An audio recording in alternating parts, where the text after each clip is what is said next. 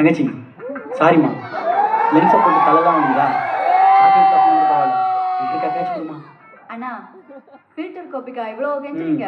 ஆமாம் இருங்க, நான் உங்களுக்கு லியோ காஃபியே போட்டுட்டு வரேன்.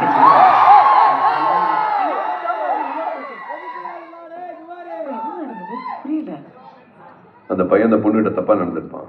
அவனுக்கு சப்போர்ட்டா 4 பேர் உள்ள வந்திருப்பாங்க. பதிலுக்கு நம்ம காஃபி ஷாப் நண்பர் அவங்கள கொண்டுட்டு கேஸ் பண்ணாங்க.